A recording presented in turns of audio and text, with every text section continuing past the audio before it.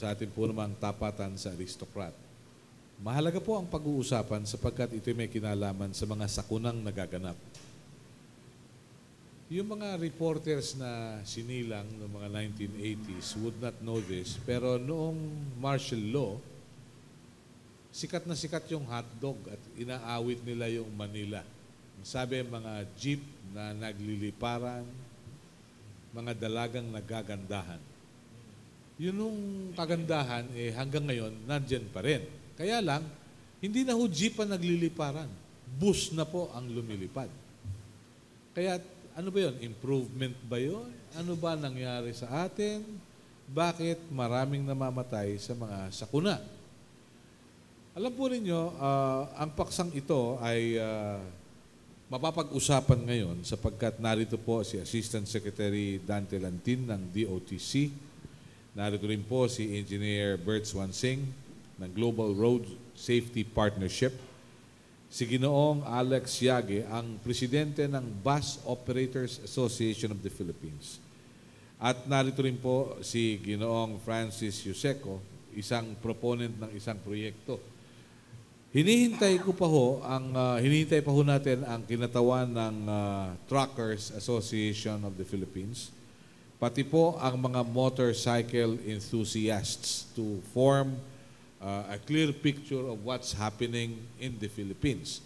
Kaya lang po, hindi po namin naanyayahan yung federasyon ng magpapadyak dahil hindi po namin alam kung sino ang pumalit kay Mar Rojas sa pagsusulong ng padyak sa Republika ng Pilipinas. So we will begin today with our simple but meaningful discussion. And after the opening statements, I will ask a few questions sa ating resource persons, and the media practitioners that we have today will be free to ask questions. So let's start. Mr. Assistant Secretary Dante Lantin, kayo po ang pinaka-veterano sa DOTC. Kayo po yung naglingkod sa LTFRB. Siguro po bigyan nyo kami ng larawan kung anong ginagawa ng DOTC para maiwasan ang mga sakuna sa lansangan. Magandang umaga, Mel, sa lahat ng mga kasama ko ngayon dito sa talakayan. Well, backgrounder muna, no? Let's take some facts. Ang Pilipinas po ay mayroong 270,000 kilometers of road network. Na ang naglalakbay po dyan at any given time ay 7.6 million registered vehicles. Na nagdadrive po ay parang mga 1.3 million drivers. And given these facts, ang ating pong aksidente sa kalye ay historically tumataas po yan ng 14.5% kada taon. Ang naging objective po ng DOTC sa pakikipagtulungan na din ng other road advocates sa Pilipinas, whether government or private or NGOs or academe, ay hatiin sa half itong growth rate na ito so that by 2020, ito po tinatawag natin Decade of Action for Road Safety na siyang proyekto ng United Nations. The growth of road accident in the Philippines will be about 7.3%. Ano ho ang sitwasyon ngayon?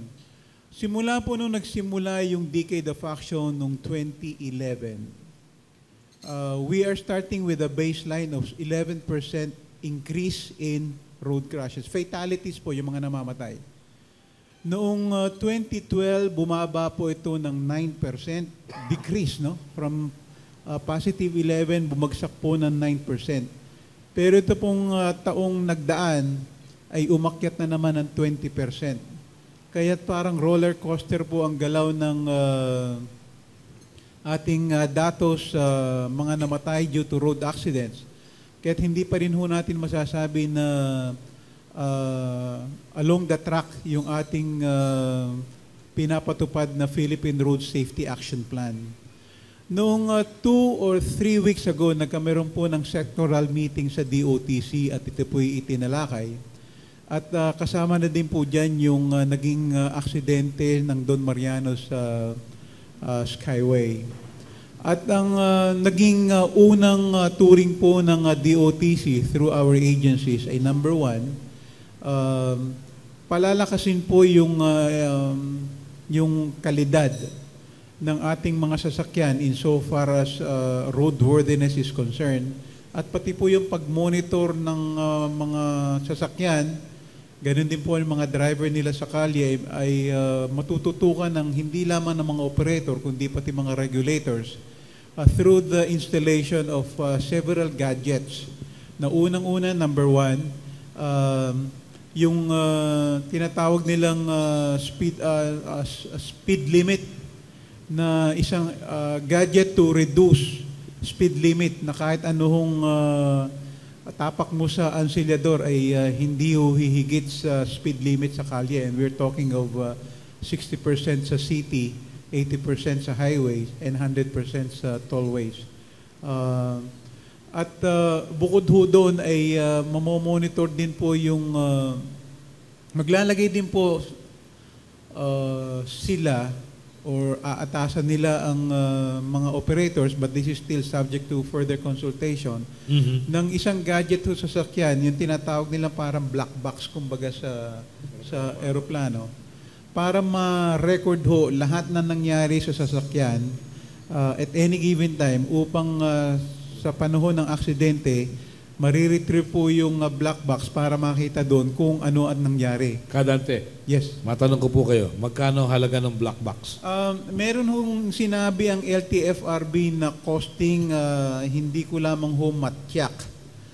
But insofar as modernization of the transport sector is concerned, mukhang papasok po naman ito. Okay. Kaya ko po na itanong, baka yan ay maaaring tulad doon sa mga nilalagay sa taxi na this meter has been calibrated. May bayad raw po yun eh.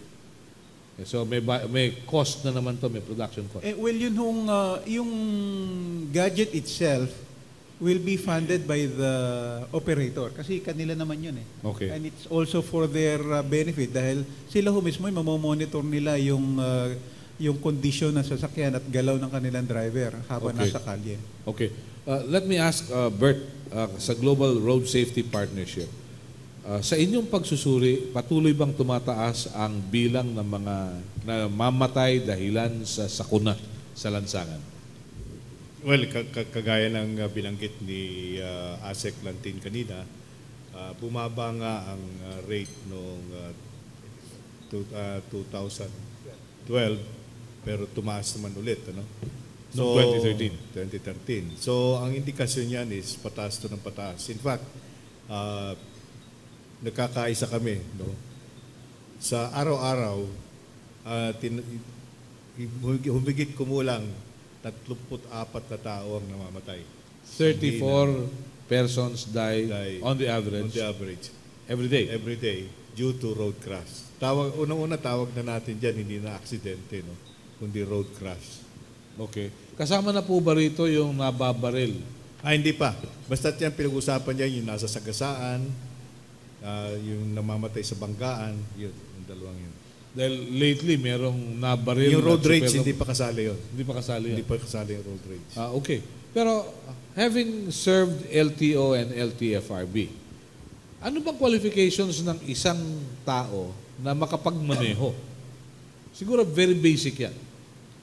Basta nakakapagbasa ka, Basta nakakapagbasa. pwede ka na kumuha ng lisensya. It doesn't necessarily mean na nakakaunawa, nakakabasa lang. Well, kasi bago ka naman mabigyan ng lisensya, dumadaan ka muna sa dalawang examen. Written, tsaka yung actual examination na pamamanehuin ka ng sasakyan. At nire-rate ka ng LTO rater ang tawag namin dyan. Ano? Bago ka mabigyan ng lisensya. Okay. Kung sa sasakyan ang pag-uusapan, LTO rin at LTFRB, ano yung average na edad ng sasakyang nagbabiyahe sa ating mga lansangan? Kung wala tayong uuriin ka private tsaka yung mga public utility vehicles, mayroong mga sasakyan dyan na siguro, sabihin ko kasing tanda ko na, no? Tumatakbo pa sa lansangan. Pero yun Pero naman bata pa naman kayo eh. Pero yun naman, Hindi siya makakontra eh. tumatakbo naman yun ng maayos ang kondisyon. No? Of course, marami sa mga sasakyan natin ngayon ang tumatakbo na wala sa kondisyon. Hindi yung edad, yung luma, Aha. bago. So, sabagay, aeroplano, luma, pero pag properly maintained, no? Yes. Okay. Mr. Yage, kayo po ay nasa bus industry. Ano hinahanap niyo sa chopper ninyo bago ninyo papagmanehohin ang inyong sasakyan? What do you look for in a person whom you would entrust your bus with? Magandang umaga, Melo, at saka sa ating mga kasama sa itong meeting na ito. No? Una sa lahat, talakayin ko lang yung binanggit ni Asek Dante, no? Tungkol dun sa mga gadgets na gustong ilagay sa mga bus. Ano?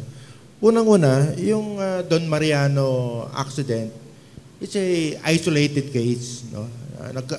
Siguro there are, siguro i-mention ko na, no? Nakalagay dito, 5,343 Metro Manila buses. Ito na bumibiyahe sa loob ng Manila. And 7,252 provincial buses na gumagamit din ng Metro Manila for a total of 12,500 something units.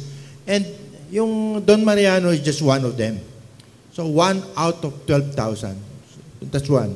Number 2, magkakaroon tayo ng programa para sa equipment na dapat ilagay sa bus. And alam naman natin yun na dahil sa isang bus, maglalagay kayo tayo ng mga panibagong gadget na hindi pa natin alam kung ito ba ay tatama dun sa bus. Kasi alam mo, Melo, yung mga bus, iba-ibang modelo yan eh. May Hapon, may gawa sa Korea, may gawa sa China, may gawa sa Europa, may sa Amerika. So yung device, maaaring tumama yan sa isang modelo, pero hindi para sa lahat ng modelo. So napakarami modelong imo-monitor. At ano ba, ito ba ay uubra? Ito ba ay magtatrabaho? Number 2, alam natin na ang aksidente, 3 bagay ang dapat natin consider. Sabi natin, equipment.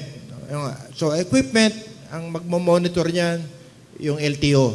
Kailangan na roadworthiness. Number 2, yung driver. So, ang LTO rin yan, magbibigay na lisensya sa mga driver. Number 3, yung environment, yung kalsada. Yung kalsada ba natin safe? Yung bang skyway, safe ba?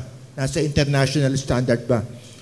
Balikan natin yung tanong mo, Melo, about paano natin na-hire yung driver. Of course, number 1, titingnan natin kung yung lisensya niya ay tunay. No? Hindi talahib. Hindi talahib.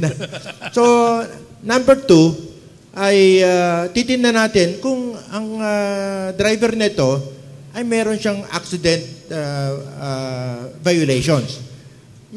Maraming paraan eh. Number 1, ang MMDA, meron silang lahat ng violation ng driver at saka lahat ng mga accident na nangyari sa driver na yun while driving inside Manila, may monitoring ang MMDA. So madali lang eh. Kunin mo yung pangalan ng driver, sabihin mo sa driver, pumunta ka sa MMDA, humingi ka ng clearance sa MMDA. Number 2, meron din monitoring ang LTFRB.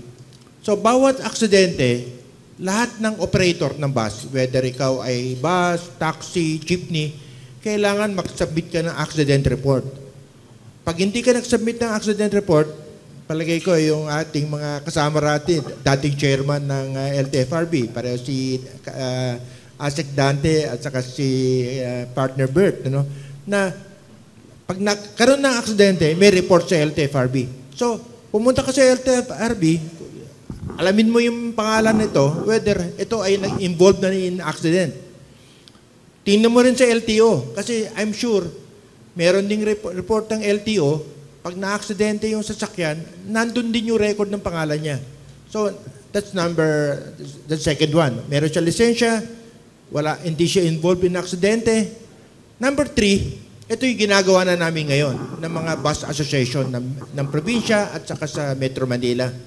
Meron na kaming database Makikita namin kung yung driver na to ay na-involve in accident, nagkaroon ng misconduct, nagkaroon ng kaso sa droga. Makikita na namin. So, depende na dun sa bus company kung i-hire mo yung driver na may record. Mas mabuti pa, pag may record na siya ng aksidente, meron na siyang record na tinanggal na siya sa ibang bus company, ay wag mo nang tanggapin para makaiwas tayo sa aksidente. Okay. Ano po yung klase ng working conditions ng isang tsuper ng bus? Especially for the long haul. Ilang oras sila magmamaneho? Ilang oras silang matutulog? Nakita ko ang pagkain nila sa mga terminals na halos malunod yung baboy sa mantika, lalo na kung ano yung gusto ng tsuper at konduktor, yun ang binibigay. Health-wise, ano po ang lagay ng kalusugan nila? No? Actually, dalawang klase kasi ang biyahe ng probinsya. Ito yung, ang una, yung tinatawag natin na provincial commuter. Ito yung mga biyahe na one-way na biyahe, 2 hanggang 4 na oras. So, example would be Batangas, within 3 hours, nandun ka na sa Batangas, tapos one-way lang, no? So, ang karamihan ng mga provincial, commuter provincial operators, single driver lang yan. Isa lang ang driver niya, isang konduktor. Ngayon, meron naman tinatawag tayong long haul na provincial operator. Ito yung more than 8 hours. Minsan, meron pang 24 hours na biyahe. Ang mga long haul provincial operators, most of the time, dalawa ang driver niyan. So, ang tawag sa kanila, DRICON, driver conductor. So, ano ang polisiya sa pagginto ng kailan sila magre-rest? So, pagka ganitong panahon, usually, no, mga 3 oras, kailangan magbabawas ka na eh. Di ba? May tawag namin dun, jingle stop. So, kailangan hihinto ka, yung mga pasahero pupunta sa restroom, of course, yung driver din, para meron siyang pagkakataon para check upin din yung sasakyan niya. So, meron tayong mga meal stop along the way. Usually, 3 to 4 hours yan. Kasi, yun naman ang time natin na we have to go to the bathroom. And yung pagkain na Melo, hindi na katulad nung araw na puro mantika ang kinakain. Meron naman silang option ngayon. Pwede silang kumuha ng arroz caldo, pwede silang kumain ng sandwich, o kaya yung chicken. Gusto. Maraming choices. May choices na. Okay. Yes, Kadante. Susugang ko lang yung sinabi ni Alex. No? Again, just some facts. Tama ho yung sa ating mga nangyayaring sakuna sa kalye. 3 major factors po yan. Driver error, which is about 78% of the statistics. Number 2 will be vehicle condition, which is about 12% ng aksidente. At number 3 is yung road condition, which is about 8% of road crashes. Kaya't itong 3 bagay na ito ay ina-address po naman ng LTO, kasama LTFRB, for driver and vehicle condition. At yun pong road condition ay ina-address ng DPWH. Kaya nga po yung isa sa mga suggestions to address yung vehicle condition, pati na ho yung driver error, ay ma-monitor muna kung ano talaga nangyari sa kalye through this gadget. And rest assured, no, we are assuring Alex here and all the rest of the operators na bago po naman ipatupad dito, una magkakameron ho ng consultation. Pangalawa, i-check po ng technical study kung angko po ito sa different models ng sasakyan. Basta at the end of the day, bago ho ipatupad dito ay everybody is in agreement and technically feasible. Yun po ang ating magiging guideline dyan. Doon po sa driver's resting requirement, ang alam ko po ay ang mga operators mismo, no? Sila ho nagkukusa na pag long haul ay yun hong may karelyebo at nagpapahinga ho yung karelyebo habang may habang tumatakbo ang yung sasakyan. Although LTFRB has not really come out with a directive on this. Pero sumasang-ayon po tayo dun sa palisiyan ng operators. Pero Kadante, alin ba mas mabuti? Magandang lansangan o lubak-lubak na lansangan? Dahil pag lubak-lubak, hindi makakatulog yung super. Well, ang problema naman pag lubak-lubak, sooner or later, yung sasakyan naman ang masisira. No? So it's really the balance of everything, and which is what we are trying to address. Okay. Yes, Francis. Yeah, I have some questions kay Asek. Asek, number one, how do we avoid, paano natin mahihinto yung practice ngayon? Pagka alam ko, this is what's happening, no? Yung mga dinadump ng ibang bansa rito, China, Korea, ganon. Tapos, babaguhin lang ng konti, ayusin yung chassis, these are more than 10-year-old buses. So you mean the Japayukis? Oh, whatever. Japayukis diba? ang term Tapos, nila lang. aayusin lang ng konti, tapos pinapayagan ng LTO to be registered as 3 years old. Is that still happening? I believe the government has been addressing that, no? Kasi ang nangyayari noon is that yung kung anong araw o anong year na register ang sasakyan dito sa Pilipinas, yun ang pinagbabasihan. Kaya yung 50-year-old bus abroad, pagdating dito, nagiging brand new. Pero ang ginagawa na ho ngayon, or at least ito na ho yung policy na ipapatupad is that yung reckoning year ng sasakyan is yung kung kailan ho ginawa abroad at hindi kailan ni-register dito. Sana ganun ang mangyari kasi napapulusutan pa rin eh. That's number one. My number one question. My number two question. Siguro we should ask Secretary Coloma sa PCOO. Dahil he used to be with the OTC nung pumasok yung mga Japayuki. That's so important eh. Kasi isa pa, yung mga right-hand drive na sa ibang bansa, dadalhin dito, hihinangin, gagawin left-hand drive. That's so dangerous. Kaya you cannot also blame the drivers. No? Sa totoo lang, ang drivers natin dito pinakamagagaling sa buong mundo. Sa totoo lang, kahit matalikod, they can drive all the way from Baguio to here. Ang problema,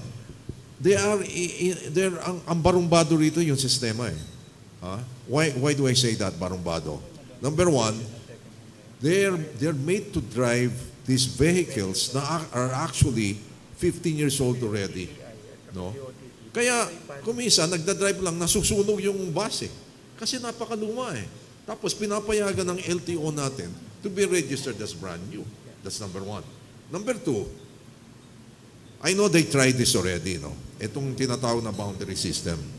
Yung mga bus companies, owners mismo, mas gusto rin ng drivers because mas kumikita sila.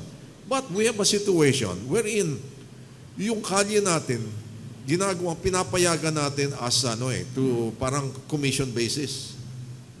Napaka-delikado. Ngayon, sinabi nila, DOLE meron ng fixed salary. Pero ang fixed salary, 9,000 pesos. Tapos, yung incentive, to make mga pareho pa rin. Boundary. Why?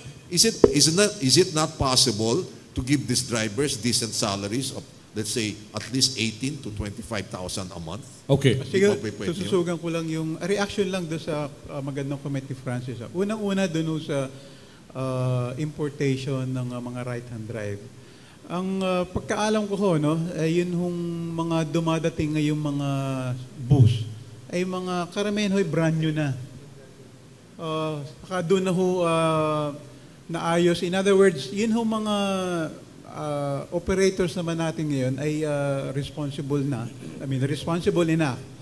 At nakakatulong alam nila na sa business-wise, mas maganda yung bago yung gagamitin mo kaysa second hand. And at pangalawa, yun hong age ng sasakyan, ito ay tuloy-tuloy na pinag-uusapan, kasama yung right-hand drive. And then yung isa po yung sa salary ng mga driver ay continuously being reviewed and discussed by the government led by the DOLE at kukonsultahin mo muli ang private sector dito. Yes, Alex. Yes, Melo. Meron lang akong comment doon sa number 1, doon sa paggamit ng pag-import ng mga second-hand units. Ano? Well, unang-una, it is allowed by the DTI, allowed by the government. No? So when DOTC came up with the policy na kailangan brand new, merong age limit sa mga sasakyan, ang DTI, naglabas din sila ng sarili nilang department order na pwede ka magpasok ng second hand provided left hand drive na. Number 2, kailangan dadaan ka sa accreditation, yung mga units na ito, dadaan ka sa mga accredited rebuilder. So merong inaccredit ang DTI na magre-rebuild ng mga bus na ito o mga truck na ito. Pag na-rebuild mo, na remanufacture mo yung bus o yung truck, dadaan ka sa accreditation ng LTO. Paglabas noon, nakalagay doon, brand new, but mayroong R, nakalagay rebuild. Pero, So, pag-register noon, brand new pa rin. Alex, hindi ba ang original design, hindi mo dapat pakialaman sapagkat magre-reconfigure ka niyan. Katulad nung, a good example is yung Delica. Sabi nila, delikado yun eh. Dahil yung gulong nun, hindi ganun kalaki. Pero pagdating sa Pilipinas, pinalaki dahil hindi ka makakamaniobra. So you tinkered with the original design and the manufacturer will no longer be held liable, right? May point ka doon, Melo, no? But take note, dito sa bansa natin, ang mga units na ginagamit natin karamihan dito mga bus, pati mga truck, ay chassis type. So yung chassis, yung body niya, bus body niya, nakapatong lang yan sa chassis. So ang gagawin mo lang dyan, i-remanufacture ng rebuilder dito, yung chassis, yung makina, yung under chassis, yung powertrain. After that, yung bus body, bago yung lalagay niya.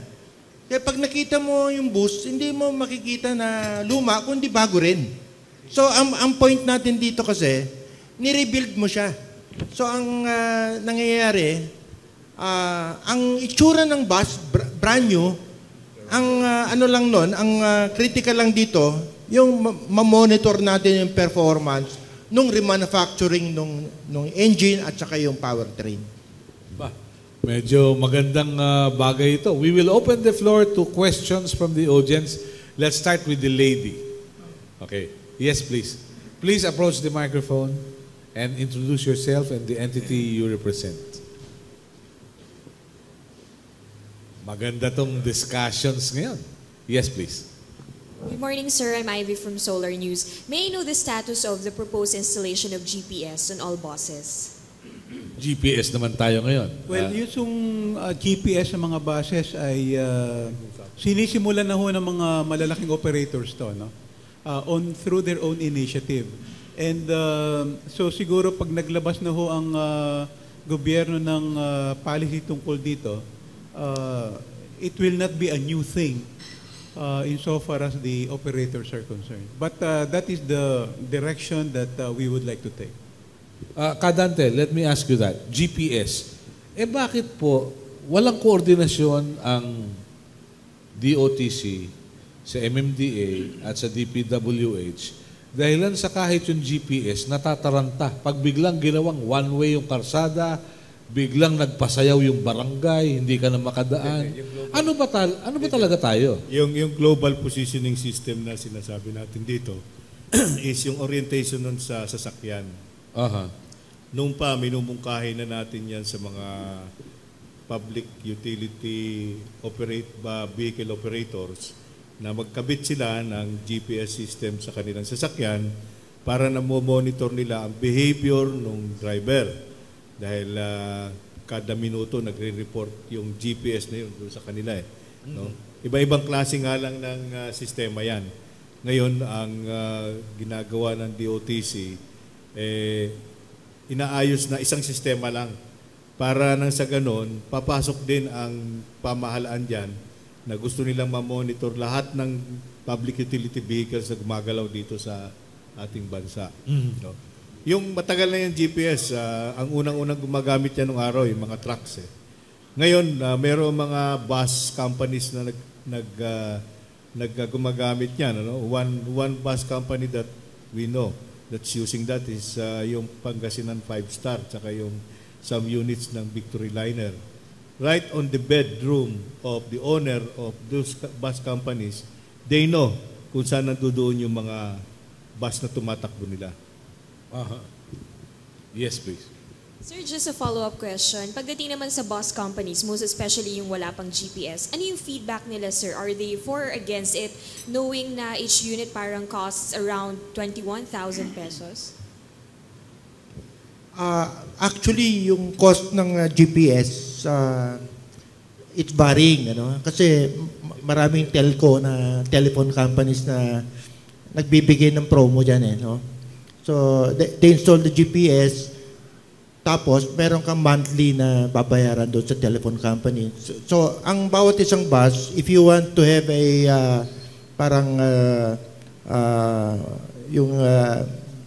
automatic na monitoring kung nasaan yung sasakyan mo, mamomonitor mo kilometers run, alam mo yung speed ng sasakyan, it's usually about 300 pesos per month, per bus. Iba pa yung server. Yung server mo, kailangan mo ng centralized server. And then meron kang isang command center para ma-monitor mo lahat yung bus mo. So, meron yung may cost to the operator yan. However,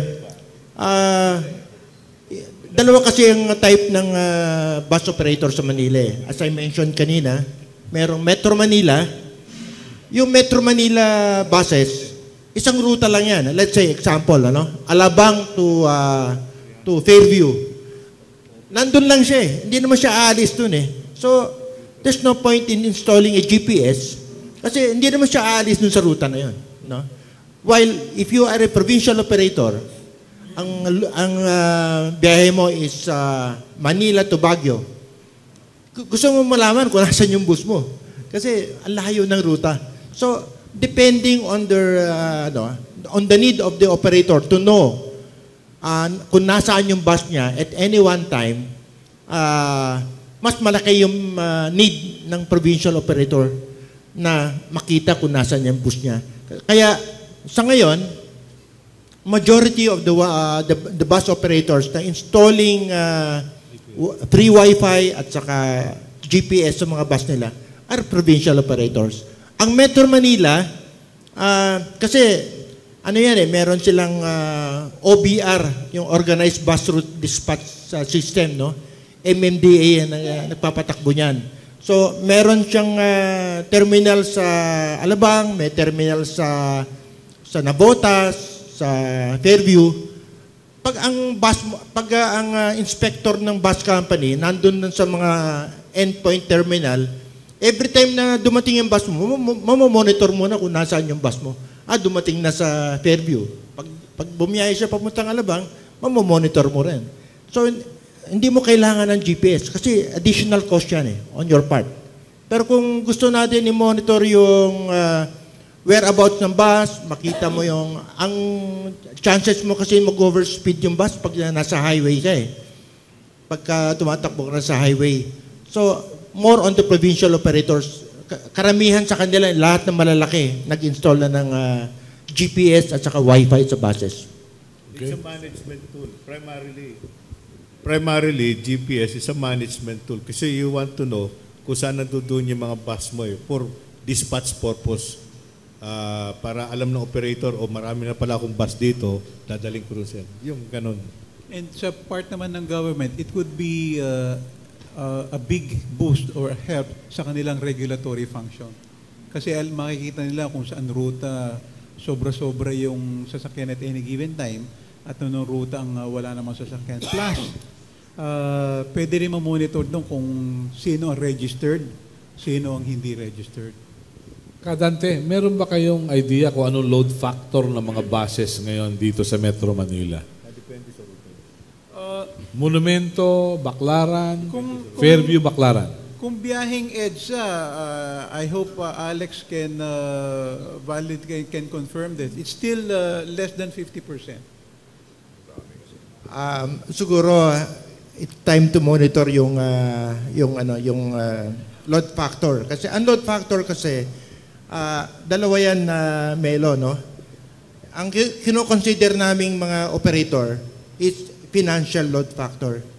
So we get the total revenue of the bus actual, and then we divide it over the maximum potential revenue. So for example, ang isang bus 50 ang ang upuan niya. So ang ruta niya is 200 kilometers. So we multiply 50 seats times 200 kilometers and then multiply namin ng fare rate. Yun ang maximum revenue potential. So at the end of the day, makukuha namin yung actual revenue, we divide it over the maximum revenue potential, yun ang financial load factor sa amin. And we have to hit at least 70% in order for us to be profitable. Now, what you see, ordinary layman, ikaw nasa kalsada, ang nakikita mo, ilan yung sakay dun sa loob ng bus. Yun ang makikita mo na, yun ang basic mo na, ito yung actual people na nasa bus. Ngayon, pagka ang oras mo, alas 9 hanggang alas 4 ng hapon, makikita mo, kukunti laman yan. Makikita mo, ba't tumatakbo pa ito? 5 lang ang pasero, 6 lang pasero. But pagdating ng alas 4 ng hapon, alas 5 ng hapon, o sa umaga, alas 4 ng umaga, alas 5 ng umaga, nakita mo nakatayo yung mga pasahero. So pagka kinuha mo yung average niyan, ang financial load factor mo should be at least 70% for you to be profitable and continue operating. Normally, how old are the buses flying the Philippines? How old on the average?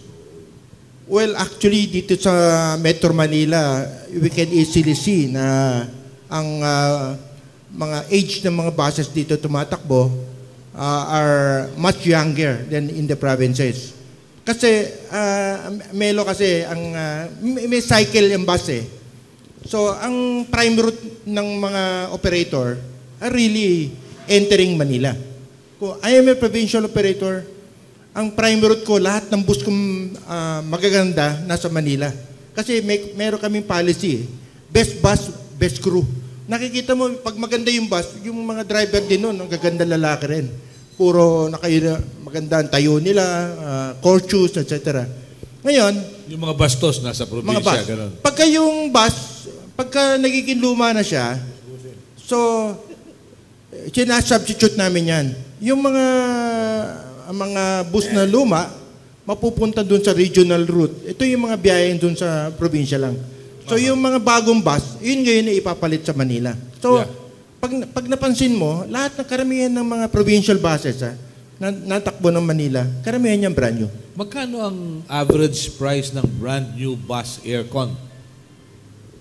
Actually, maganda na itanong mo yan eh. Kasi ang range ng prices is about pagka China bus ka, makakabili ka ng mga about 4 to 4.5 million.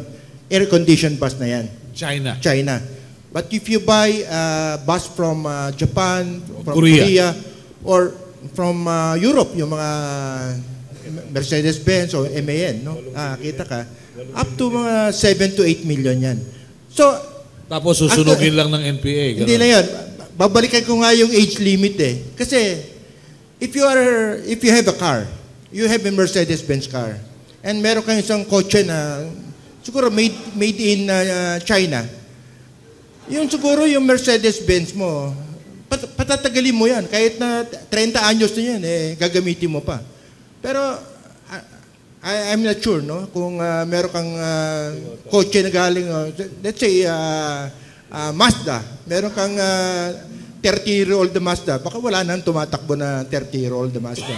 Pero but if you have a 30-year-old Mercedes-Benz, mamahali mo pa yun eh. Kasi I'm sure, habang tumatanda yung kotse, napapakinabangan mo. Balikan natin yung bus, no? I invest in a 7 million MAN bus.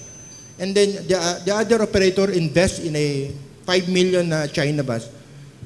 I don't think ilagyan mo ng 15-year-old limit, whether it's, kung saan galing yan, it will be unfair to the one using the 7 million or 8 million na German bus. Kasi yung German bus is actually yung chassis niya last forever.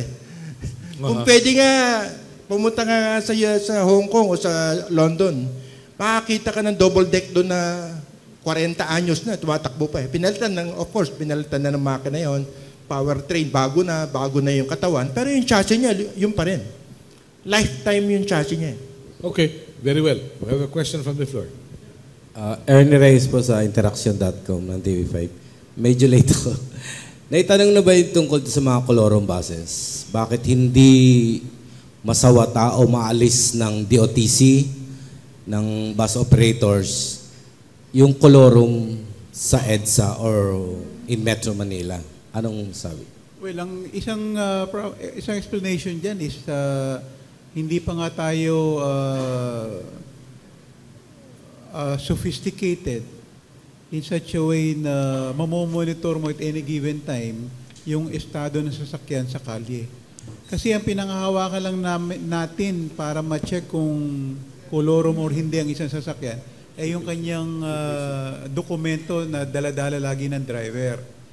Hindi naman nakalink ito sa computer ng LTO, LTFRB. Kung minsan nga, peke pa yung mga dokumento na pinapakita, yung mga ORCR. So these are some items na ina-address natin ngayon. No? And we have to face it. Even the legitimate operators, base sa huling operation ng LTO, LTFRB, ay mayroon nakitaan din ng mga sasakyan na pinturado ng kanilang kumpanya na hindi pa registered at hindi pa franchised. Oo. Pero beyond that, no, susugan ko lang yung sinabi ni Alex tungkol dun sa sa load factor, no. Sinasabi niya na, which is true, na during peak period, punuan yung mga sasakyan, pero during lean period, ay konti lang yung laman. Pero tinitingnan nila sa financial load factor yung kabuuan at the end of the day. But for policy discussions, perhaps either here or in some other forum, ang pwede natin pag-usapan insofar as road traffic is concerned. Anong gagawin dun sa during lean period na konti lang naman yung sasakyan? Na pareho din yung gasolina ng ginagastos pero konti lang yung laman. Ano ang policy ng gobyerno or anong policy ng mga private operators to reduce those expenses upang sa ganun ay makakaluwag din tayo ng traffic kasi right now hindi na traffic during peak periods kundi every hour traffic and especially in EDSA ang laging tinitingnan na ang napapagbintangan or na ay bus ang malaking factor sa traffic sa EDSA. Totoo naman. Follow up lang po dun sa kolorum. Sinabi nyo kanina merong sa hindi pa kayo masyadong sophisticated. Di ba meron naman siyang plate number na pwede nyong tingnan? Warren, and XYZ 4123. Titigyan nyo kung this particular plate number is registered as such. Hindi ba nyo kayang gawin yon without so much sophistication?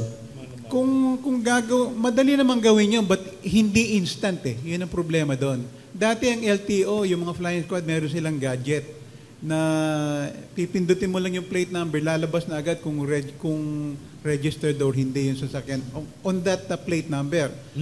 Pero medyo hindi ho gumagana ngayon dahil problema lang sa Stratcom and I don't want to belabor on that. But we all know also for a fact na may mga sasakyan ho naman, public utility vehicles in particular, na may plaka, dilaw, pero hindi ho naman talaga yun ang plaka niya.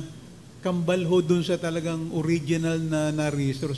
Kaya even if you have yellow plates attached to the vehicle, hindi mo agad masasabi na kolorum ito o hindi. Unless you go to the database ng LTO o LTFRB which will take time dahil hindi ho online. Yun ang Teka muna. sinasabi ko na hindi sophisticated. Kadante, may appropriation naman kayo for modernization and computerization as released by DBM. Whatever happened to it? Well, ito nga ho sinasabi natin na part ng modernization na ginagawa ngayon eh. There will be a series of projects that the DOTC will be launching in this regard. Kasama no diyan yung itong mga sinasabi natin, monitoring colorum, monitoring the movement ng mga buses, and yun hong black box. Sa follow-up pa rin, sa isang, sige. Yes, Alex. Meron lang akong comment doon sa colorum. Ano? Number one, nung panahon po ni Asek Dante sa LTFRB, nagkaroon po ng rationalization ng Metro Manila franchises. So from about more than 30 na ruta sa loob ng Manila, na-reduce po ito sa 16, ano? If I'm not mistaken, 16 na ruta lang. Ngayon, ang MMDA, nag-follow up dito, ang ginawa ng MMDA, doon sa mga specific na endpoint terminal, naglagay sila ng OBR na station. So, pagdating ng bus doon sa OBR station, ang driver, meron siyang biometrics. Titingnan yung thumbprint ng driver, makikita ko kung yung driver na yon ay valid pa ang lisensya, nahuhuli ba siya, nagkaroon ng aksidente, hindi na siya makakapagmaneho. So, the same time, yung papeles ng bus, ibibigay niya dun sa MMDA personnel, dun sa terminal, makikita kung registered yung bus niya o hindi. So, hindi na makakabiyahe yun.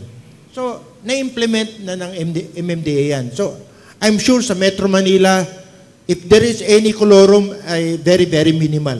If not, zero. No? Ngayon, sa probinsya, What is Geo? walang colorum sa Metro Manila buses. Kasi, kontrolado na ng MMDA lahat ng dispatchada eh. Pag hindi ka makaka-dispatch, kung hindi ka rehistrado, yung driver mo na maraming violation, meron sila tinatawag na strike 3. Pag 3 beses ka na nahuli ng MMDA dahil sa violation, hindi ka na makakapagmaneho. Pagka yung bus mo hindi nakarehistro, hindi ka nila papayagan, hindi ka nibibigyan ng dispatch pass. Ngayon, sa probinsya, ito yung sinasabi ni Dante, hindi nagkaroon ng pagbabago sa LTFRB, hindi na niya na-implement yung rationalization ng provincial routes. Ngayon, yung provincial routes, pag titingnan mo yung ruta, ako example na ako doon kasi ang ruta namin doon nung araw, example lang, meron bayan sa Bicol, Albay, no? Pioduran, let's say. Ang filtran ko noon, nung nandun ako sa filtran ko, merong ruta kami na Pioduran to Manila. 2 bus ang nakarehistro doon. Pero, mind you, no? Ang bus, nasisira yan eh. Nasisira, di ba? Nagkakaroon ng preventive maintenance, nagkakaroon ng periodical maintenance, nagkakaroon ka ng regular maintenance. So, ang bus na yan, araw-araw meron kaming biyahe ng Pioduran. At a certain hour, meron kaming schedule niyan na may reservation yan. Ano? So, pag nasira yung bus na yan, papalitan namin ng ibang bus. Pero, nakaregister din sa the same company, pero ibang bus. Pero, sa ngayon, nung araw, hindi inuhuli yan. Kasi meron kaming flexibility nung panahon ni Chairman Dante, no? Pero nung sumunod na mga nagbago yung LTFRB, sinabi nila, hindi na pwede yung flexibility. Kung panahon niya ni Bert? Hindi, before that. Okay. Panahon pa ni Bert. Before panahon ni Bert. Ang nangyari ngayon, pag yung isang bus mo na, kunyari, 2 bus mo ng Pioduran, nasira. Meron kang schedule ng Pioduran, di gagamitin mo yung biyaheng Legazpi. Yun ang babiyahe ng Pioduran. Nawala yung flexibility, colorum na yon, huulihin na ng LTO yon. So, ano nangyari? Naging palabigasan yung mga bus company. Kasi titingnan lang nila, makikita nila, hindi ito yung nakarehistro ng PIDORAN, hulihin ka na. So magkakaroon ka ng monthly na kotong dun sa law enforcer para makabiyahe ka araw-araw. Gaano kalakas ang kotong noon at ngayon? At sino nilagay mo ko nangungotong? sa hot seat. I would say, yung nung araw kasi, hindi naman pera-pera lang eh. Ang inihiin lang nila, pwede mo pag isakay yung girlfriend ko doon sa, ganun. sa bus. Pero hindi ngayon, mo siya, ngayon talaga pera-pera. Pera-pera ngayon. Medyo, pag nalaman ni Presidente yan, magagalit yun. Kontra sa tuwid na daan. Dun sa balikan ko ulit yung colorum kasi pasensya na kayo, hindi ako satisfied dun sa mga tanong. Sige, go ahead.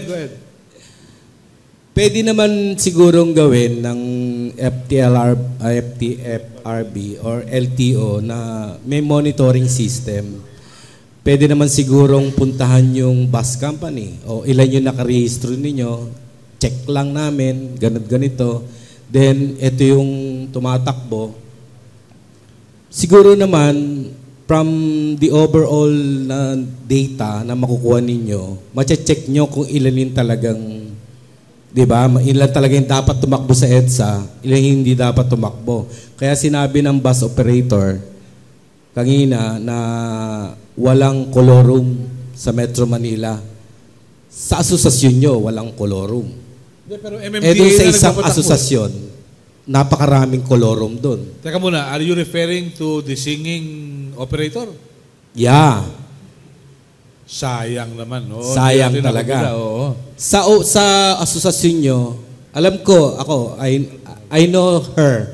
I know her husband. And sa inyo, walang colorum. Sinasabi mo yun, Mr. Yage. Pero yung sa kanila, maraming colorum. Ano masasabi ng LTFRB or ng DOTC doon? Bakit hindi kayo gumagawa ng aksyon upang matigil yung... Kasi napakaraming...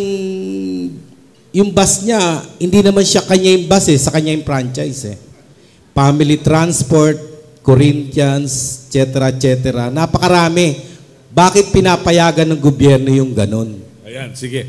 Bert, si Bert muna siguro, historical perspective. Ganito yan, Tony. Tony ba? Tony? Tony. Noong panahon ko, when I was at LTO muna, yan kagad ang tinignan ko because before getting into LTO, more or less, nasusundan ko na yung takbo ng transportasyon dito sa Pilipinas. Tinignan ko kagad kung ilan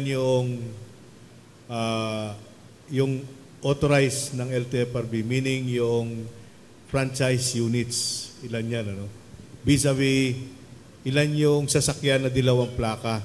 At ang malaking pagkakadiferensya. At that time, yung binigyan ng LTFRB na prangkisa is only around 300,000 plus. Buong Pilipinas to, bus, jeepney, taxi, trucks. Nung tinignan ko yung record ng LTO, around 700,000 ang yellow-plated na vehicles. So, hindi nagmamatch. Ang sagot ko sana dyan, during my time at LTO, was RFID. So, inumpisahan ko yung trabahuin yung RFID para sa public transport. Ano po itong... Yung RFID, yung radio frequency identification. Kasi sa dami ng sasakyan, kinakailangan mo na dyan technology intervention. Hindi na po pwede yung mamano-mano mo. So, umpisahan sana namin yung RFID. But unfortunately, nalipat ako sa LTFRB.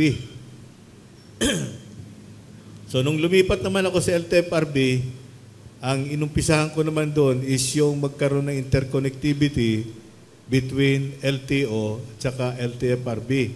Para na sa ganon, yung nako-confirm ng LTFRB is sila lang ang nabibigyan ng plaka or narirehistro ng LTO. Yung nangyari yung interconnectivity towards the end of my term sa LTFRB. So, naumpisahan na. Siguro, yung sinasabi kong technology intervention, ayusin daang yon at magkakaroon ng katugunan yung sinasabi nyo tungkol sa colorum. And we can start somewhere. Like for example, we want to determine kung ilan lang ba talaga ang inisyuhan ng LTFRB ng franchise na tumakbo dito sa Metro Manila. So, yun munang asikasuhin. In fact, pati if I remember it right, pati MMDA nakikihalo na riyan na gusto rin na lang lagyan ng tagging, tagging ang tawag nila. Pero actually, that's RFID pa rin yun, Radio Frequency Identification System. To start with, para lang, yun nga, mapanatag ang kalooban ng lahat na ito lang ang dapat na tumatakbo ng mga bus dito sa Metro Manila, kahit saan ang ruta yan. Of course, nandoon pa rin yung sinasabi natin na patuloy na pagra-rationalize ng ruta. Kasi kagaya niyan, meron tayong mga bus na tumatakbo from as far as Santa Maria, Bulacan, na nagtatapos ang ruta ng bus sa Pasita. Ang tanong ko kagad, ilang ba taga Santa Maria, Bulacan ang pumupunta ng Pasita? Baka naman pwedeng pagputol-putulin yan. Because ang dumadaan sila sa EDSA, nung araw, yung EDSA, popular na ruta yan. Yan yung talagang gravy ng mga bus companies. Dahil dyan yung baba-sakay. Dasmariñas, Cavite to Nabotas via EDSA. So, ilang ba taga Dasmariñas, Cavite ang mamamalengke sa Nabotas, bibili ng isda, Ganon.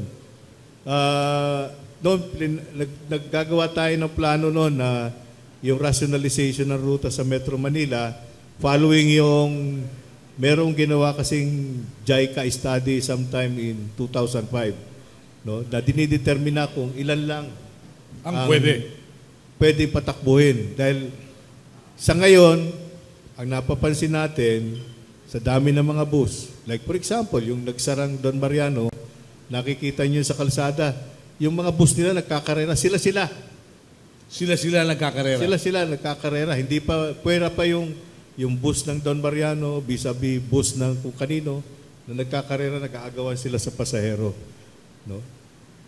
Okay. Yun sa mong kaya mong inspection, ginawa na yan In fact, kami mismo, in-inspect namin yung mga garahe at kasama na dyan yung pagbilang ng mga sasakyan. But there are just too many garages in Metro Manila. Kahit buong araw kaming mamasyal, ay hindi namin matatapos lahat And the worst thing is, yung mga bus na, yung mga garahe na mga bus, hindi lahat ng bus nandun. Iba-iba. Okay? Kasi madami mga terminal yan. Or, yung mga entrepreneurial operator, ang ilalagay nila, either yung tunay na plaka, pag nakaalis ka na, ibabalik na yung dati. Or, yung mga buses na hindi naman dapat nasa listahan, medyo itatago nila. And we don't know that. Okay. Kadante, tanong ko sa iyo, kung magkaroon ng aksidente at ganito sitwasyon, para maghahabol sa Tambul Mayor yung biktima. Di po ba? Walang hahabulin Walang, hindi lihitimo yung bus Walang insurance. Ang hahabulin yung driver, yung operator. May-ari. Yung may-ari? Yes. Paano kung hindi yung may-ari ang nakarehistong may-ari? Hindi naman. Alex. Actually, maganda yung tanong mo, Melo. Kasi ito, panahon din ni Kadante ito, nasa LTFRB siya, na gusto niyong, meron kasing maraming aksidente noon na yung mga pasahero ay hindi nakakakuha ng karapatang danyos. So, nung panahon ni Kadante ito, na-implement yung passenger liability insurance. So, bukod dun sa mga third-party liability na compulsory insurance ito, nagkaroon kami ng compulsory passenger liability insurance para sa mga pasahero ng bus. So, anong nangyari nito, pagka nagkaroon ka ng aksidente na nasaktan yung pasahero ng bus, kasama yung driver, kasama yung konduktor, merong no-fault insurance ito. Na yung mismong insurance company na accredit ng LTFRB ay siguradong mababayaran yung pasahero. Nung kapanahonan ko, nag-operate ako ng provincial run, pag na-accidente yung bus nung araw, yung insurance adjuster, ang pupunta kagad. Tapos aasikasuhin niya yung mga pasahero. Ngayon, ang nakikita ko ngayon, ito siguro kailangan may improve natin to sa LTFRB, yung mga accredited insurance Kinumbidan companies. nga pala natin sila ngayon. Yung mga aksidente, may aksidente ngayon, passenger public utility vehicle.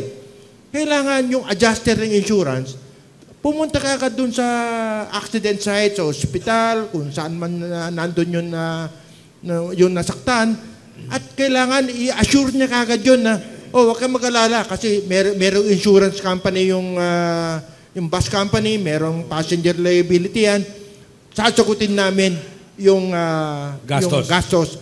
Yun ang dapat natin importante. Kasi, ang pinagtutuunan lang ngayon, yung bus company nagbabayad siya ng premium Bawat pag-register namin ng bus, automatic na yung premium nung compulsory third-party liability at saka yung passenger liability.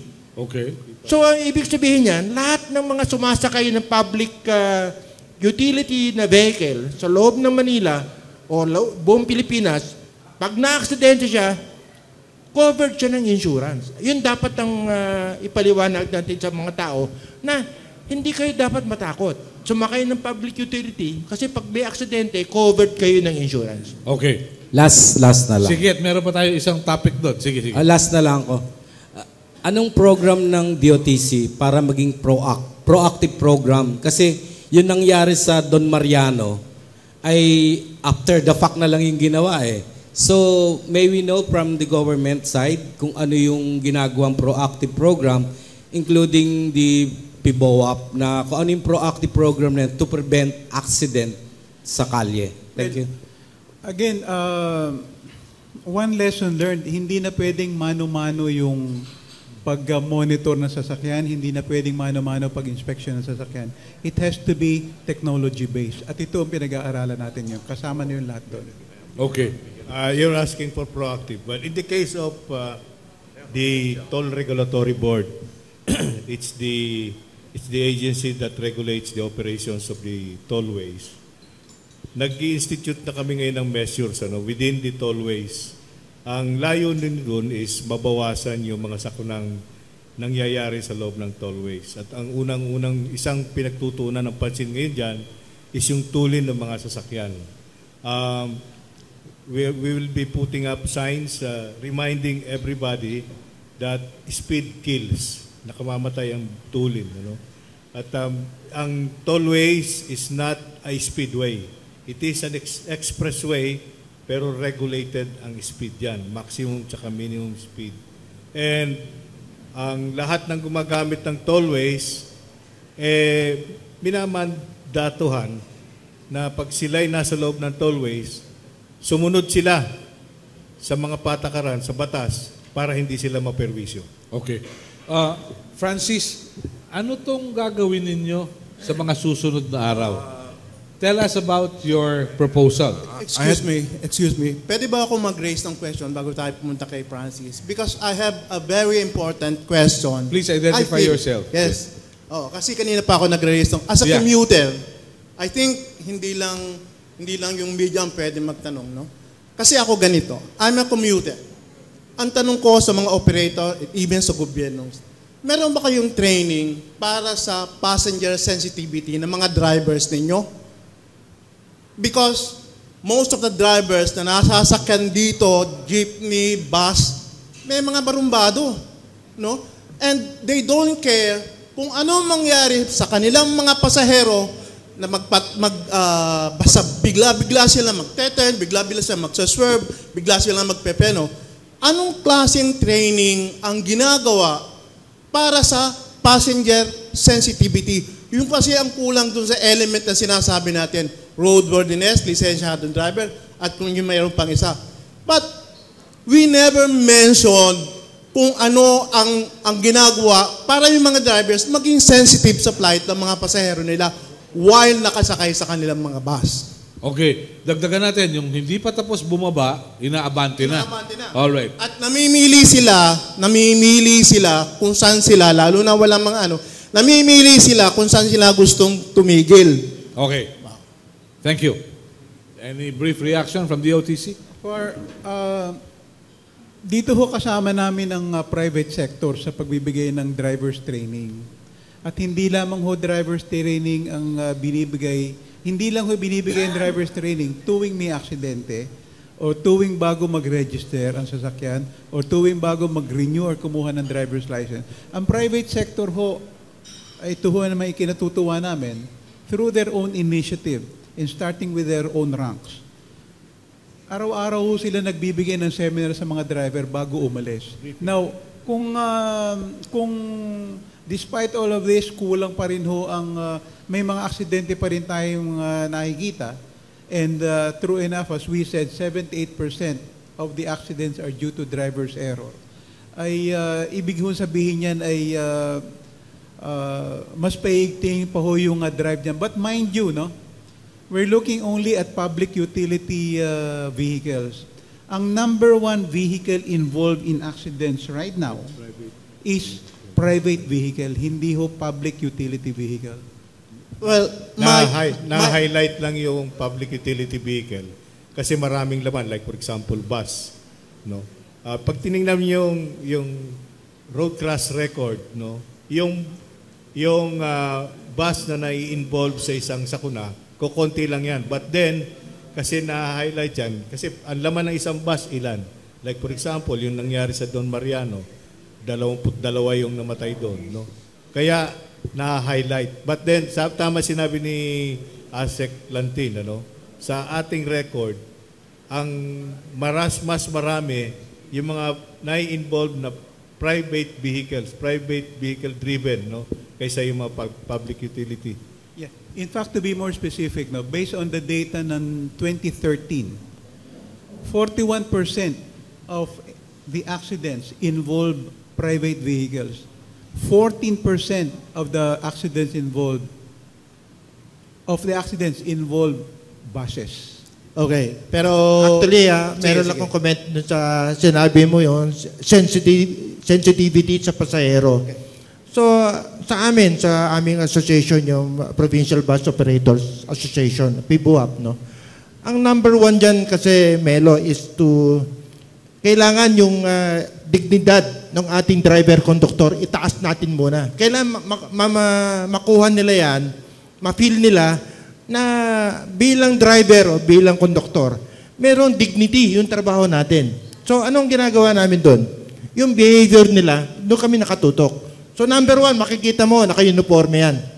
Usually, yung ID niya, ang laki-laki ng ID niya, nakalagay doon sa unahan ng kanyang uniforme.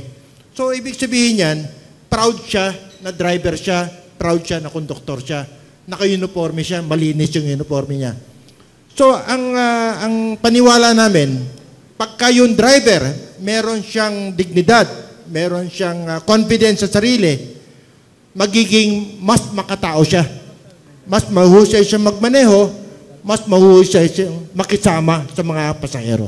Okay. Isang comment din doon, pagka mga provincial drivers, kasi ako nagpo-provincia rin ako, nagko-commute din ako. Pero yung sinasabi nyo na aksidente, hindi naman yung binibilang kung sino yung nasusugatan sa loob ng bus eh. Yung mga natatakot na nagmamaneho ng malalakas, hindi lahat ng tao nakakapagreklamo. Ang nakikita nyo lang yung bungguan. Pero yung sa loob na nangyayari sa bus, na yung mga pasahero sa bus ay natatakot, kumakapit at saka natutuliro sa loob ng bus. Isn't this Partner. insensitive? Partner, what I'm trying to say is, tama yon, lehitimong concern yan. Pero it behooves on the passengers to complain. Yeah, I know. But if they don't complain, how will the government and the operators know? No, well, that's why I'm saying it now. And also, that's why sinasabi ko nga that, because ngayon lang, nag-commute ako, barumbado yung nasakyan kong driver eh. Sabihin natin na nababawasan siya. Pero anong bus company yan? Every day. Sorry, jeep pala. Jeep, sorry, hindi.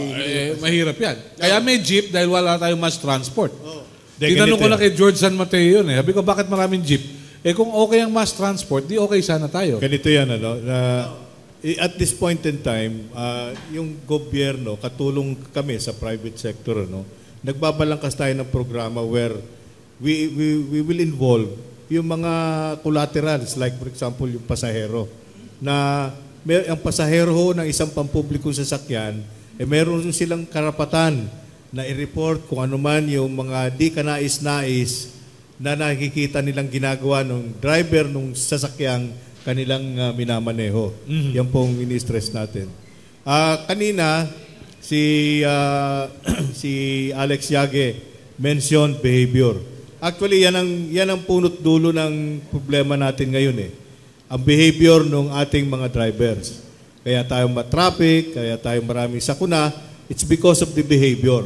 Pero mahabang istorya yan. Kaya ang isang ginagawa ng pamahalaan ngayon dyan is paigtingin yung enforcement. Kami sa private sector, mayroon kaming 3 version na sinasabi ni Asek Lantin na sanhi ng sakuna. Para sa amin, ang sanhi ng sakuna is 1, negligence, 2, recklessness, and 3, plain stupidity. Sa Tagalog, 3 K ho yan. Negligence, kapabayaan. 2 is yung ignorance is kamangmangan. And 3, yung walang ospital yung katangahan. Okay. Yung mga bagay na yun ang gusto nating i-address. Kasi hindi mo masasabing yung sinabi na ang driver 78%, ang maintenance ng sasakyan is 12%, tapos ang road condition is 8%. Paano mo masasabing road condition ang dahilan? Tumatakbo ang bus sa Skyway. Umuulan. So alam mo naman pag umuulan, madulas. Basa ang kalsada. At alam natin, Padre, na pagkabasa, kahit anong bagay, madulas. O tumatakbo siya ng 130 kilometers per hour. What do you expect? Okay. All right. Francis, ano tong iyong isinusulong ngayon? You have a proposal to ease traffic. Is it viable in the first place? Well, actually this proposal was made 24 years ago. Was first rejected during that time because sabi unproven daw and theoretical and the system's capacity is limited. But then, yung World Bank took notice of this and distributed our studies to different countries. Ngayon, there are 36 cities not doing this when we should have been the first one. Okay. But during that time kasi, there was another system already operating in Curitiba, Brazil. But I didn't know because wala namang Google nung araw eh. Di ba? So, when I first approached si Secretary Reynero Reyes, sabi niya, I used the AIM case method study approach eh. Sabi niya, your figures look interesting. Why don't you have it validated by the UP Transport Training Center, which is now the National Center for Transport Studies. Okay. Okay. And So how different is this from the existing systems? Ang isinasabi rito, we can convert the existing buses into bus consortiums, no, and replace the railway system, no. Kasi I used to be an investment banker. We were a conduit for JICA, ODA, multilateral, ano. Lahat ng mga pinapautang namin bumabaksak eh, no. These are all export-oriented companies and dollar earners, no. Because these ECF, what we call ECFs, are nothing but these are the modern, sorry to say, neo-colonial tools, no. Papautangin ka neto, seemingly, very low interest, 1.5%, a grace period of 7 years, and a very long maturity of 25 years, no. Pero lahat yan, you have to pay in the same basket of currencies that you lend them to, no. So walang mangyayari.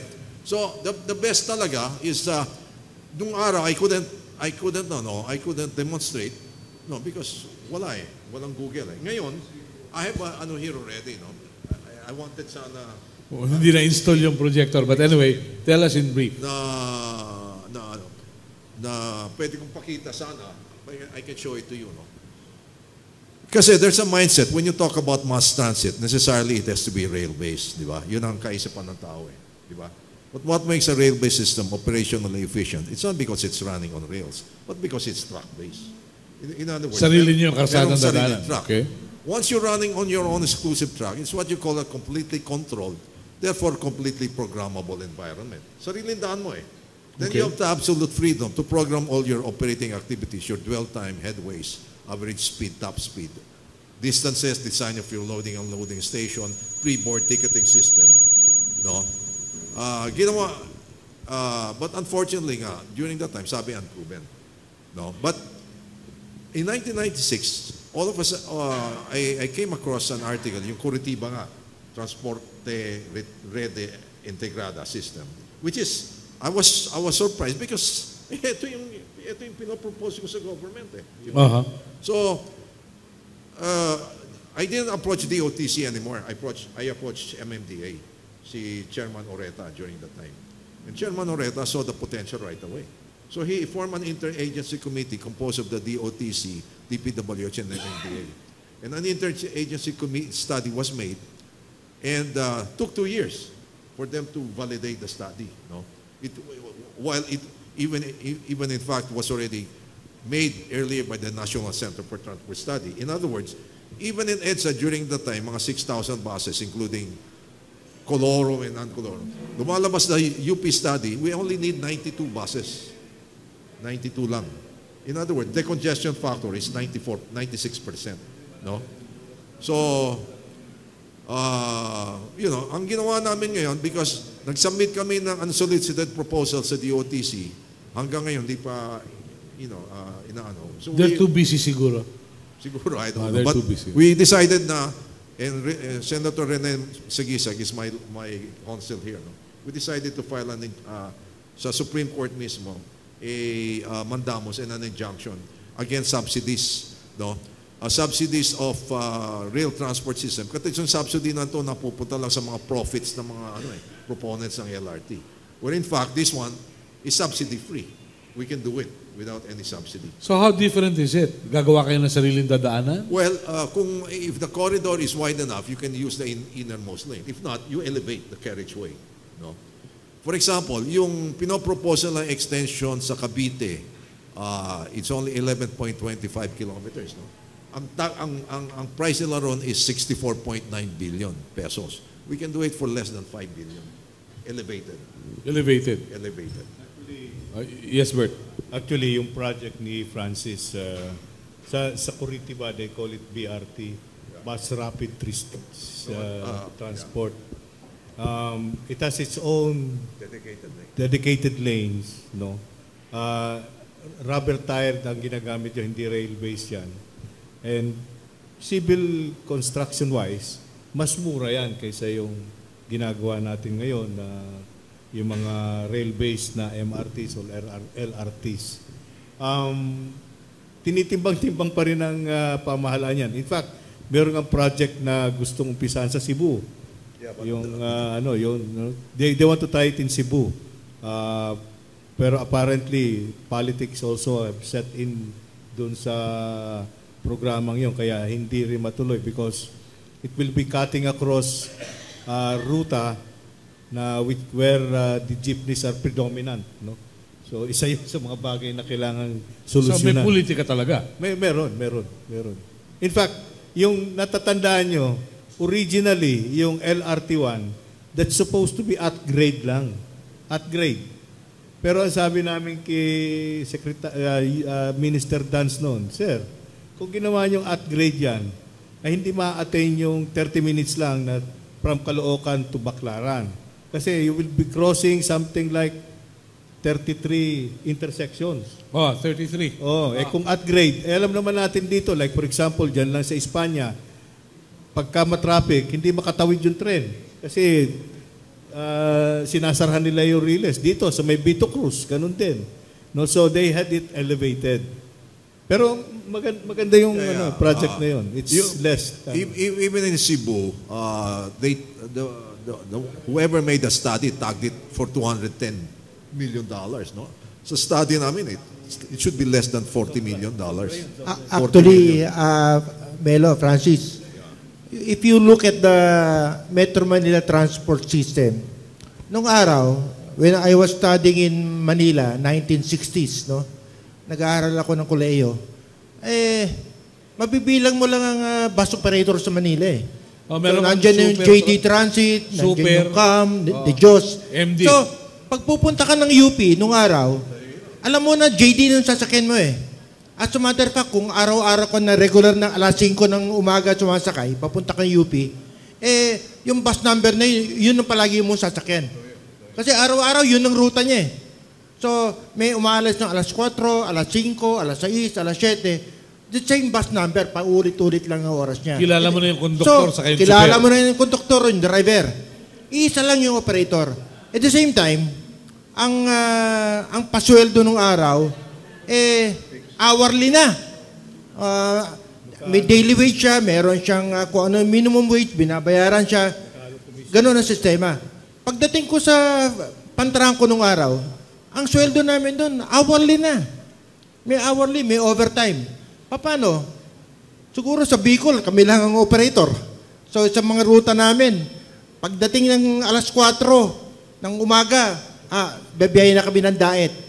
Alam na nung tao eh, pag dumaan na yung bus na, yun yung alas 4 na umalis ng Manila eh. Kasi alas 9 na rito sa Gumaca. Alam na niya na yung dadaan yung bus. At saka yun din ng bus number, yun din ng driver, yun din ng konduktor. So ano nangyari? Konti lang operator nung araw. 1987, nagkaroon ng revolusyon. Ang sinabi ng gobyerno at that time, no, na masama ang monopoly. Bawal ang monopoly. Ang nangyari ngayon yan, sa ngayon, ang Metro Manila, 345 ang operator. Siguro nung araw, mabibilang mo lang, siguro mga 20 lang operator nung araw eh. Ganun din nangyari sa jeepney. Ang jeepney dati, ang pinakamalaking operator sa RAW. Siya rin yung manufacturer ng jeep eh, Legazpi. Pero nung nag-deregulation, nung 1987, liberalization, 100,000 ang operator. Taxi, ganun din. Mabibilang mo lang ang taxi company nung araw. Meron pang city cab nung araw eh. Yung city cab, Mercedes-Benz yan. By radio yan. Pwede kang tumawag, pupunta yung taxi sa'yo, sunduin ka sa hotel, dadaling ka sa airport. Ganon din na nangyari sa taxi. Dumami yung operator. Pumunta, mamaya, paglabas mo, tingnan mo yung pangalan ng taxi. Sa loob ng 30 minutos, kung nakakita ka ng taxi na parehong pangalan, sa loob ng 30 minutos, maswerte ka na. Kasi nung araw, ilan lang yung taxi operator. Dollar, yung golden, yellow, city cab. Madali mo ma-identify eh. Ngayon, ang nangyari ngayon yan, there are thousands of taxi operators. How can you monitor yung mga sa dami ng operator na to? So, number 1. Number 2, sa isang ruta ngayon, going to UP, Chairman Lantin, Chairman Bert, ilan yung bus company pumupunta ng UP? Hindi mo na matandaan. Sa dami. So, I guess, nagbago na yung palakad.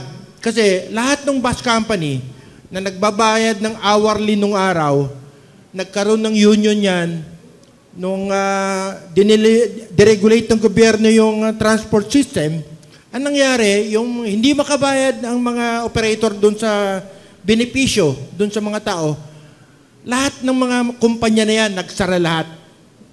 Biyahin ko na, JD Transit, na-strike yan, nagsara. DM Transit, nag-strike, nagsara. Dejos Transit, Uwico, lahat yan, na-bankrupt lahat yan. Walang naiwan. Isa lang na naiwan. Yung G-Liner. Kasi siya lang mag-isa rin sa ruta niya. Yung Gapang Liner. Gapang Liner. Siya lang ang naiwan. Wala na lahat. Bus company na tinayo noong 1950s, 1960s, walang nabuhay. Except isa lang, G-Liner lang meron. Okay. Well said. Thank you for the historical perspective. One more comment lang before I have to go kasi, no? All of this kasi the savings of subsidies, the 21 billion, no? This related also to the other advocacy and the other NGO that I formed. This is the Center for Reverse Migration. In other words, ang sinasabi natin, ang average age of farmers kasi natin ngayon is already 56 years old. No? We cannot compete. Our farmers can no longer compete talaga against the agricultural products being dumped in this country because all this farm produce coming from other countries are subsidized by their own governments. Okay? How can our farmers compete if they're competing against subsidized agricultural products? So ang sinasabi ko, yung masisave nating subsidy of 21 billion a year, na napupunta lang sa mga proponents ng mga LRT, MRT, rechannel natin for countryside development, rechannel natin para makatulong sa farmers natin because sooner or later, believe me, aabot tayo sa situation na magkakaroon tayo ng, Okay. something. So may pagkukunan ng pera pang subsidize. Yes, Pero isa by yun. 2015, Isa dedo yun. na tayo dahil ASEAN community na. No, isa yun. We're a signatory to the WTO. Yeah. So we cannot also reject this subsidized agricultural products. Now, the other purpose of the Center for Reverse Migration, and I gave some papers to sa media natin. Sabi ko, ang mga farmers natin, kawawa talaga. No? Pagdating ng farm to market, ang price ng farm to market multiplies about 5-7 times. Sino nakikinabang dito? Mga biyaheros. No? Yung mga biyaheros. No? Saka checkpoint. Kasama na yun. No? So ang sinasabi ko rito, yung mga drivers naman ng mga jeepney rito na nakikipagsapalaran but living here as marginal existence, squatters, no? In very tight communities, crime-ridden, pollution-ridden, drug-ridden, ikakambal ngayon natin to sa mga farmers na kailangan ng transport system. No? Bibigyan mo ng incentive to for their families to reverse migrate to the provinces, no? And they can have as many children as they want. Why? Because kailangan natin mga farm helpers sa bukid Pero kung dadali mo sila rito, walang hanap buhay doon because hindi makakompete ang mga farmers natin. Kaya 56 years old na ang average age.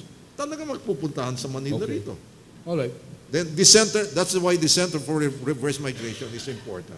All right. And I'm linking it to these subsidies that we'll be saving if we convert these LRTs, MRTs into this field truck rapid transit system. No? So that's what it is. Thank you. Okay. We have a question from the lady from TV Maria. Welcome to Tapatan sa Aristocrat. Good morning po. From TV Maria po, I'm Mitch. Balikan ko lang po kayo, Mr. Rupert. Sabi niyo po kanina, sa sobrang dami po ng vehicles, private or public, mahirap po siyang i-monitor. So bakit po hindi po bawasan? I mean, bigyan po ng limit per companies na ganitong sasakyan lang yung pwede na lang i-register. Kasi, for example po, sa mga jeepneys, sa sobrang dami po, hindi naman po yan lahat nagkakaroon ng mga pasahero. Nagiging sanhi pa po yan ng aksidente, holdapan, away ng mga drivers. Well, in fact, pinatigil na ng LTFRB nga yung pagkuha ng franchise sa public utility vehicles para malimit yung number ng mga pampublikong sasakyan na naglalayag sa ating lansangan na during lean period ay konti lang yung sasakyan. Konti lang yung sakay. Okay, any follow-up? All right. Siguro, let's look forward. What do we foresee? Simulan natin kay Francis.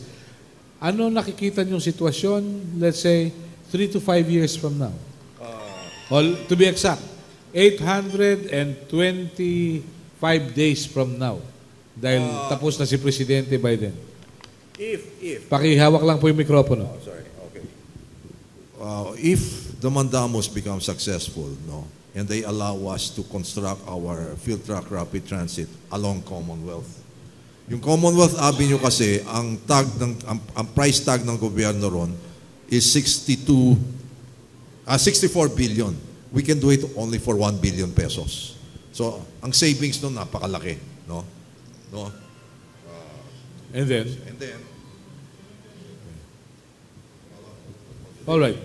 And then, ang tawag dito, So yung outright savings is 62 billion. Kinumpute ko kasi, how much would the passenger have to pay if the price tag is 64 billion? Ang computation ko, 200 pesos per passenger, per one direction. So how can anybody afford 200 pesos? Hindi ba? So, in other words, saan kukunin tong difference, no? Because kung i-implement yung sa amin, ang price tag namin, we can compete with the passenger, we can be at par with the ordinary bus fare. Not even non-air condition, no? Pero kung pipilit nila itong 64 billion sa Commonwealth Avenue, which will take 3 years to build, no? To the detriment of the people living around that area, no? 200 pesos is the passenger fare. Okay. So the only way talaga is do it what 36 cities in the world is now doing, including the United States, China, Seoul, Korea, Bogota, Colombia. Ang dami nang gumagawa na ito eh. Di ba? Bakit tayo sinasabi pa natin kailangan pang proof of concept? What proof of concept are they talking about ginagawa na sa ibang countries? Okay. Yun ang sinasabi ko. So, let's do it. If they don't want to give it to us, we're going out to the Supreme Court. That's, you'll probably read that probably within this week. Okay. Thank you very much. Bert, what do you see hanggang matapos sa Panguluhan si Pangulong Aquino by June 30 of 2016? Well, marami naman pinangangako ang pamahalaan, in regards to two things. One is, of course, yung kaligtasan sa lansangan. Nandyan yung pinag-uusapan nga, nasama ko doon sa usapan nung pinatawag ng DOTC, yung sectoral meeting, at ang isang tinitingnan nila na dapat na paigtingin is yung tungkol sa enforcement, dahil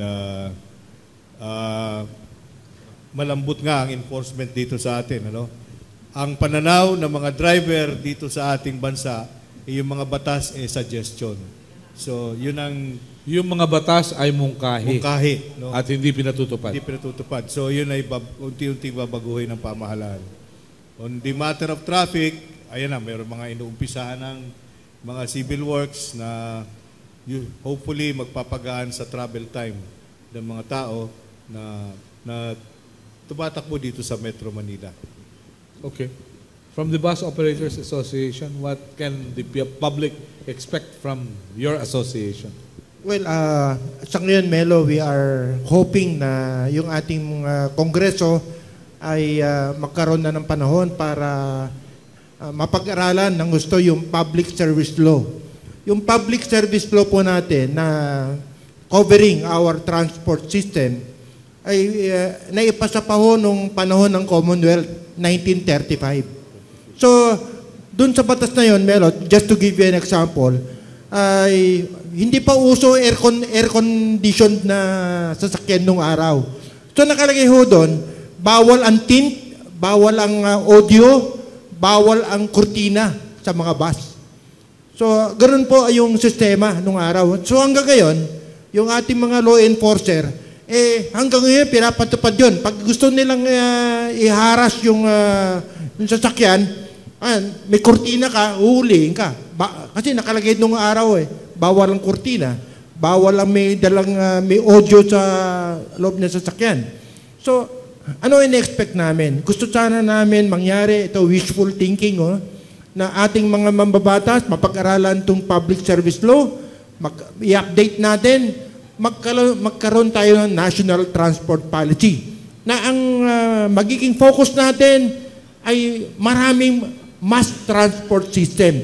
Whether ito ay BRT, whether ito ay train, whether ito ay bus, ay kailangan ipatupad natin. Kasi kung hindi maganda yung public transport system natin sa ating bansa, hindi tayo uunlad. Hanggang usad pagong lang tayo. Kailangan ang focus natin ay public transport system. Ang majority ng ating mananakay ay dapat efficient yung public transport. Doon yun ang gagamitin natin para umunlad ng gustong ating bansa. Yeah. Alex, I remember taking a bus from Taichung to Taipei. Ang sabi, alas 5 in punto, dadaan yung bus. Totoo, darating si airport alas 7 in punto. Nangyari. Sa Pilipinas ba, nakikita mo yun na pag umalis ng Legazpi, kunwari, ng alas 9, darating dito ng alas 6 ng umaga? Actually, maganda yung tanong na yun, Melo, kasi nung araw, nung kami nagpapatakbo ako yung nagpapatakbo ng provincial operation, may oras kami, may tripping time kami. Pag umalis kami ng Legazpi nung araw, Naga, tinataga namin sa bato, darating kami sa Cubao o sa Pasay ng gantong oras. Meron kaming maximum tripping time, meron kaming minimum tripping Ngayon ba, time. pwede pa yon? Pwede pa ngayon kasi paglabas mo lang dito sa may Nichols all the way to Bicol at saka sa Visayas, maganda na yung kalsada. So, Huwag lang magkakaroon ng reblocking. actually, maganda na yung kalsada. Actually, maluwag na yung kalsada, yung shoulder. Ginawa na nilang 4-lane. Although, yung mga tulay, hindi pa na-update, no? 2-lane pa rin yung tulay, pero yung kalsada, 4-lane na.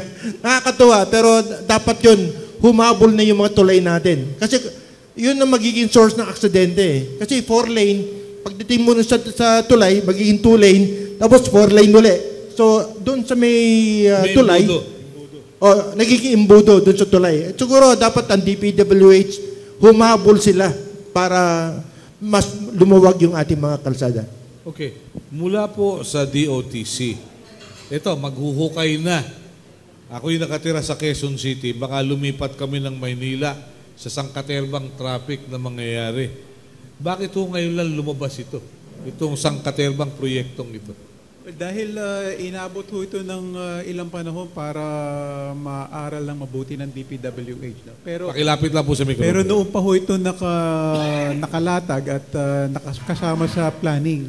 Pero ngayon ho ay mukhang Ngayon lang nagkapera. sigurado na sila na pwede na hong ipatupad ito at nag-announce na nga ang DPWH na ipapatupad nito, and which will mean a lot of traffic mess for everybody in Metro Manila. And that's why sa February ho, itatawag ang MMDA ng Traffic Summit para pag-usapan kung ano ang kontribusyon na may bibigay ng bawat sektor, hindi lang gobyerno kundi pribado, to make sure that everybody will be able to bear the traffic that we will be having. And if I may suggest wild suggestions, ito galing lang ho sa akin, not from the DOTC standpoint, but from a road road safety advocate at nagnanais na tumulong din sa pagluwag ng traffic. These are wild suggestions which I hope perhaps may catch fire for discussion purposes. Yes. Para ho maka-adjust tayo agad sa darating na traffic sa Metro Manila pag nagsimula na ho yung mga projects na gagawin. Why don't we go to ad-even scheme sa mga private sasakyan? Because basically ho, mas madami ang private vehicles sa kalye kaysa sa public utility vehicles. Ang ratio is something like 8:1. So, subukan ho uli natin yung ad-even na ginawa nung panahon ni 8:1. So, kada walong sasakyang pribado, isang publikong sasakyan nung tumatakbo sa kalye. So, tingnan ho natin i-implement yung ad-even scheme na pinatupad nung panahon ho ni Cory. Number 1. Number 2, palibasa, assuming na bababawasan ho yung mga sasakyan na private cars, i-encourage ho natin yung bike lanes. Bike lanes. I-encourage na natin. In fact, if I may suggest, during weekends, mag-carless day tayo para lahat karamihan nakabisikleta. Para yun namang hindi, kung yung mga unnecessary ang mga biyahe ay magbisikleta na lang muna sila. And number 3, yun hong mga alternative routes na pwede hong dahanan ng mga tatamaan ng odd even, ay linisin ho natin yung mga sidewalks to make sure na yun hong mga vendors ay hindi ho nakakagulo doon sa sidewalks na dapat daanan ng mga pedestrians na sa kalye na ho dumadaan. Nasa overpass na ho, pedestrian overpass yung sidewalk vendors. Kasama na ho din ho yan, no? Kasi nakakaipon ho ng tao yan, kahit ang ginagawa ng tao sa kalye na din na dumadaan at nakikipagsiksikan sa mga motorized vehicles. Okay. And just one reaction dun ho sa magandang proposal ni Francis na gustong i-revive yung BRT. Alam ho ninyo, hindi ko lang ho nabanggit kanina at hindi ako nagkamali ng pagkakataon. Noong 1990 pa ho, binigyan na namin sila ng franchise to operate BRT. Unfortunately, hindi ho nila na igawa ito. Humingi na extension, nabigyan namin ng extension hanggang sa na-expired. Kaya hindi na ho nag-prosper yung BRT na yun. Pero ngayon ho, nire-revive ng gobyerno. Okay. So, marami pang mangyayari, pero pahabol ko lang, Asek, medyo parochial ito. Umuwi ako sa Bicol Sa halip na daling ko yung aking sasakyan, kailan ba pakikinabangan yung MRR na PNR ngayon? Nung araw kasi, ang sabi dyan, medyo raot-raot. Tapos naging PNR, pirmi ng raot. So, paano yun? Meron ba kayong timetable doon? Nasa radar pa rin ho ng DOTC no? Pero ngayon ang binibigyan nila ng priority or ang emphasis, ito yung commuter line hanggang hanggang Kalamba. Yun ang kanilang binibigyan ng prioridad para maibsan na din ho yung traffic dito sa Metro Manila, makatulong sa pag-transport ng ating vehicles. Okay. Ito na naman. Mukhang hindi nasagot ni Secretary yung yung tinatanong ko kanina, for 3 years, meron magangyari? Ito, traffic nga sa susunod na 3 taon dahil may gagawin. Okay. O, di ba? O, ano pa hihingin mo? O, di ba? All right. May pakiusap yung kaibigan ko, si Dan Pasha, may paanyaya sa media at sa mga mamamayan. Meron pong event sa Arroceros Forest Park, February 2, alas 8 ng umaga hanggang alas 11 para sa petition signing tungkol sa pagsuporta po naman sa pagtatanim ng mga puno. Nais ko pasalamatan si Dan Pasha. Dan, very brief lang. Sige. Thank you very much. May dadaglang lang po ko. May tanong. Okay. Nung namatay po si John Paul II, si Father Bob Reyes, nagpamisa sa Arroceros Forest Park. Inilagay niya po yung paskil at poster ng ating Papa na ilang beses nagpunta sa Pilipinas.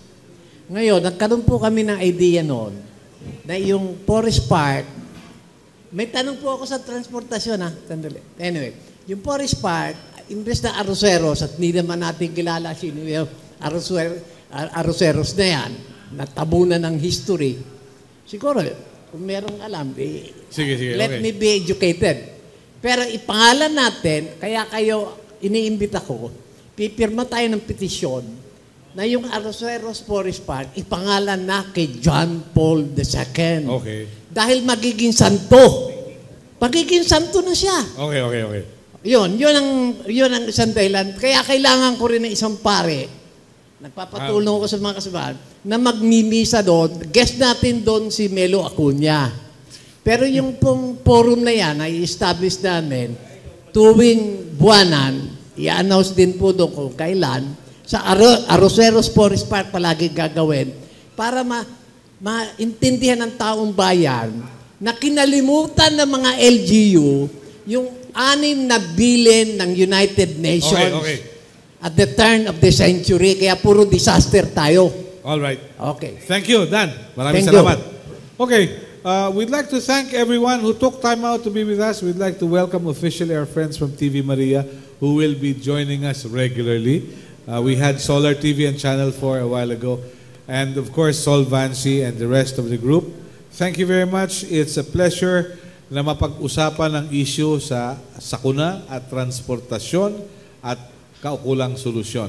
Next week, we'd like to talk about the possibility of a successful interreligious dialogue. Is it possible? Meron bang pakasunod ng paksa sa susunod na araw ng Lunes sa Tapatan sa Aristocrat? Maraming salamat po. Thank you very much.